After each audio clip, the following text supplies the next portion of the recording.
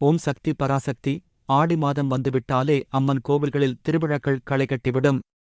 அதில் முக்கியமானது அம்மன் கோவிலில் ஊற்றப்படும் கூழ். ஆடியில் கூழைச் செய்து அம்மனுக்கு படைத்து பின்னர் பக்தர்களுக்கு வழங்கினால் அன்னையின் மனம் குளிர்ந்து அருள் தருவாள் என்பது ஐதீகம். ஆடி மாதம் வந்துவிட்டால் போதும், சின்னஞ்சிறிய அம்மன் கோவிலில் கூட வேப்பிலைத் தோரணங்கள், கூழ் வார்த்தல், துள்ளுமாவு படைத்தல் என்பது விமர்சையாக நடக்கும். இதற்குக் காரணமாக புராணத்தில் சொல்லப்படும் கதை ஒன்றுண்டு. ஆடி மாதம் கூழ் ஊற்றுவதற்கான காரணம் புராணக் கதையை இந்த பதிவில் பார்க்கலாம். வாங்க வீடியோக்குள்ள போகலாம். இந்த வீடியோவை ஸ்கிப் பண்ணாம முழுசா பாருங்க.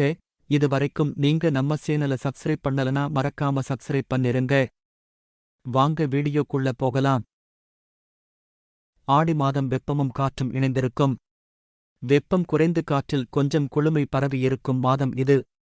இந்தச் சமயத்தில் உடல் உஷ்ணமான நோய்கள் தாக்கக்கூடும் என்பதால்தான் உடலை குளுமைப்படுத்தும் கூழ், வேப்பிலை, மஞ்சள் நீர் என அனைத்தையும் வைத்து அம்மன் வழிபாடு செய்யப்படுகிறது. இவை நோயில் இருந்தும் நோய்க்கிருமியில் இருந்தும் காப்பதற்குத்தான் பயன்படுத்தப்பட்டன என்பதும் உண்மை.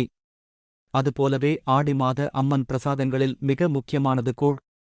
உடலையும் வயிற்றையும் குளிர்ச்சிப்படுத்தும் பிரசாதம் கூழ்தான். இந்த கூழ் குடிப்பதினால் பலவிதமான நோய்களில் இருந்து விடுபடலாம். உங்களால் முடிந்தது ஒரு 10 பேருக்கேனும் கூழ் படைத்துக் கொடுங்கள். அதுவே அம்மனின் அருள் பெற சிறந்த வழியாகும்.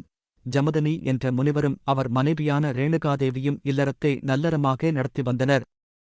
தன்னுவன், அனுவன், விஸ்வாசு, பரசுராமன் என 4 மகன்களாகப் பிறந்தார்கள். தவத்தில் சிறந்து விளங்கிய ஜமக்கனி முனிவரை பொறாமை காரணமாக கார்த்த வீரியார்சனனின் மகன்கள் கொன்று விடுகின்றனர். இதை கேள்விப்பட்டு துக்கம் தாங்க முடியாமல் ஐமதனி முனிவரின் மனைவி ரேணுகாதேவி உயிர் வாழ விரும்பாமல் உயிரைவிட முடிவு செய்து தீயை மூட்டி அதில் இறங்குகிறார். அப்போது இந்திரன் வருண பகவானைக் கொண்டு மழை பொழியச் செய்தான். தீ அணிந்தது. ஆனால் அதற்குள் ரேணுகாதேவியின் ஆடைகள் எல்லாம் எரிந்து உடலில் குப்பளங்கள் உண்டாயின. ரேணுகாதேவி ஆடை இல்லாத நிலையில் காட்டிலிருந்த வேப்பிலையை பறித்து ஆடை போல் அணிந்து கொண்டாள்.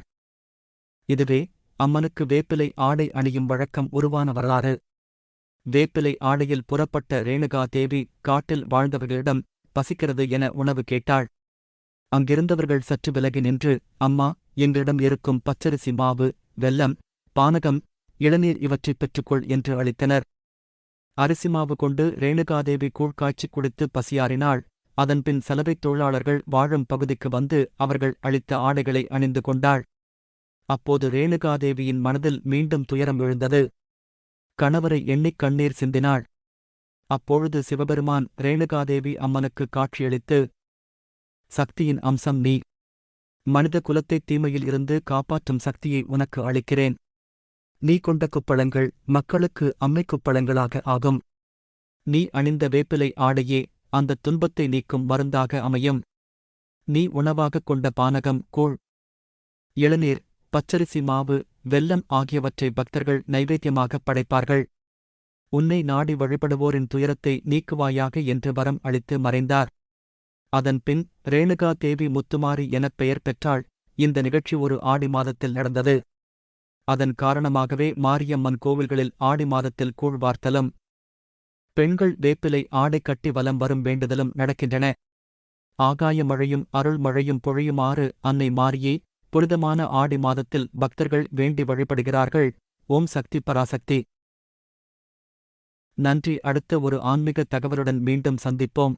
வீடியோ பிடிச்சிருந்தா மறக்காம லைக், ஷேர், சப்ஸ்கிரைப் பண்ணுங்க. உங்களுக்கு 1000 வருடம் பழமையான கோவில்கள் பற்றி தெரிந்து கொள்ள வேண்டுமா? இல்லை என்றால் உங்கள் ஊரில் உள்ள பழமையான கோவில்கள் பற்றி தெரிந்து கொள்ள வேண்டுமா? அப்போ மறக்காம கமெண்ட் பாக்ஸ்ல போய் கமெண்ட் பண்ணுங்க.